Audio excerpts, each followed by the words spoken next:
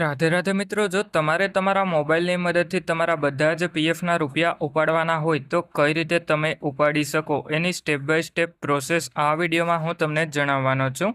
એટલે એના માટે સૌથી પહેલાં તો તમારે તમારા મોબાઈલમાં કોઈ પણ એક બ્રાઉઝર જેમ કે ક્રોમ બ્રાઉઝર અથવા તો ફાયરફોક્સનું બ્રાઉઝર ઓપન કરી લેવાનું છે.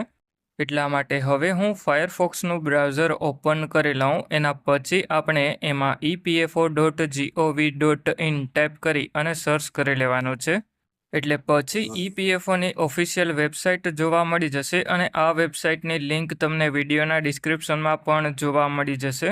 એટલે હવે વેબસાઇટમાં નીચેની તરફમાં વિડ્રો પીએફમાં એપ્લાય નાવ ઉપર એક વખત ક્લિક કરી લેવાનું છે. અને પછી તમારે તમારો 12 આંકડાનો યુએએન નંબર તમારી પગારની સ્લિપમાંથી જોઈ અને એન્ટર કરી લેવાનો છે. અને પછી નીચેની તરફમાં પીએફનો પાસવર્ડ તમે જે પણ સેટ કરેલો હોય એ એન્ટર કરી અને પછી સાઇન ઇન ઉપર ક્લિક કરી લેવાનું છે. એટલા માટે હવે હું યુએએન નંબર અને પીએફનો પાસવર્ડ એન્ટર કરી લઉં અને પછી સાઇન ઇન ઉપર ક્લિક કરી લઉં. એટલે પછી આપણા મોબાઈલ નંબર ઉપર ઓટીપી આવી જશે. એ ઓટીપી એન્ટર કરી અને ઓટીપી સબમિટ કરી લેવાનો છે.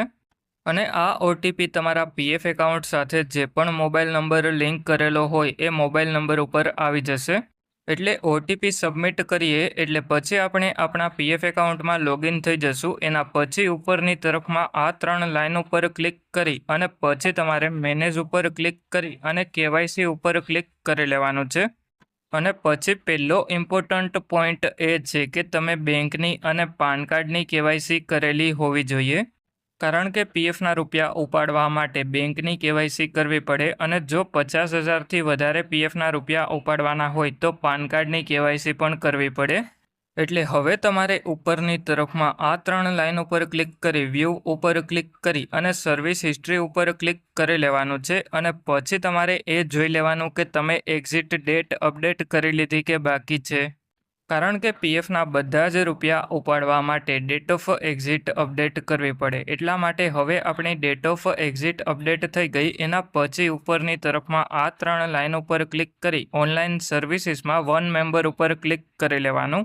અને પછી જૂની જેટલી પણ કંપનીના પીએફના રૂપિયા હોય એ છેલ્લે જે પણ કંપનીમાં કામ કર્યું હોય એ કંપનીમાં ટ્રાન્સફર કરી લેવાના. હવે પીએફના રૂપિયા ઉપાડવા માટે ક્લેમ ઉપર ક્લિક કરી અને પછી તમે જે પણ બેંકની કેવાયસી કરેલી હોય એ બેંક એકાઉન્ટ નંબર એન્ટર કરી અને વેરીફાઈ ઉપર ક્લિક કરી લેવાનું.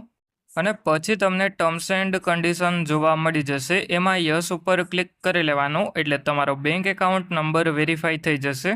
અને બેંક એકાઉન્ટ નંબરની બાજુમાં ગ્રીન કલરમાં રાઇટનો સિમ્બોલ જોવા મળી જશે. એટલે હવે નીચેની તરફમાં પ્રોસીડ ફોર ઓનલાઈન ક્લેમ ઉપર એક વખત ક્લિક કરી લેવાનું છે. અને પછી તમારે એમાં નીચેની તરફમાં આવી જવાનું છે અને નીચેની તરફમાં સિલેક્ટ ક્લેમ ઓપ્શન ઉપર ક્લિક કરી લેવાનું છે. અને પછી જો તમારી નોકરી ચાલુ હોય તો પીએફ એડવાન્સ ફોર્મ 31 તમારે સિલેક્ટ કરી લેવાનું.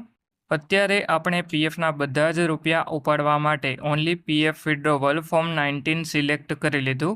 હવે જો તમારે 50,000થી વધારે પીએફના રૂપિયા ઉપાડવાના હોય તો ફોર્મ 121 તમારે અપલોડ કરી લેવાનું. અને ફોર્મ 121 ડાઉનલોડ કરવા માટે ક્લિક ટુ ડાઉનલોડ ફોર્મ 121 ઉપર ક્લિક કરી લેવાનું. અને પછી નીચેની તરફમાં એડ્રેસમાં લોકાલિટીમાં તમારા ગામનું નામ અને સ્ટ્રીટમાં શેરી નંબર એન્ટર કરી લેવાનો. અને પછી સિલેક્ટ સ્ટેટ ઉપર ક્લિક કરી અને તમારે તમારું રાજ્ય સિલેક્ટ કરી અને પછી નીચેની તરફમાં સિલેક્ટ ડિસ્ટ્રિક્ટ ઉપર ક્લિક કરી અને જિલ્લો સિલેક્ટ કરી લેવાનો.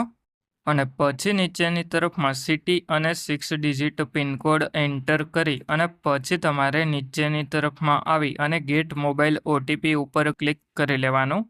એટલે પછી જે ઓટીપી આવે એ ઓટીપી એન્ટર કરી અને ઓટીપી સબમિટ કરી લેવાનો. અને પછી ઉપરની તરફમાં આ 3 લાઇન ઉપર એક વખત ક્લિક કરી ઓનલાઈન સર્વિસીસમાં ટ્રેક ક્લેમ સ્ટેટસ ઉપર ક્લિક કરી લેવાનું. એટલે પછી અત્યારે તમે જે પણ ક્લેમ કરેલો હોય એ ક્લેમ અંડર પ્રોસેસમાં તમને જોવા મળી જશે. અને જ્યારે તમારો ક્લેમ સેટલ થઈ જશે ત્યારે ક્લેમ સેટલ્ડ એવું જોવા મળી જશે. અને હવે પીએફના બધા જ રૂપિયા ઉપાડવા માટે તમે જે ક્લેમ કરેલો હોય એ ક્લેમ સેટલ થવામાં મિનિમમ 1 મહિનાનો સમય લાગે. એટલે હવે જો તમારા પીએફ એકાઉન્ટમાં કોઈ પણ પ્રકારનો પ્રોબ્લેમ આવતો હોય તો મને કમેન્ટ કરીને જણાવજો.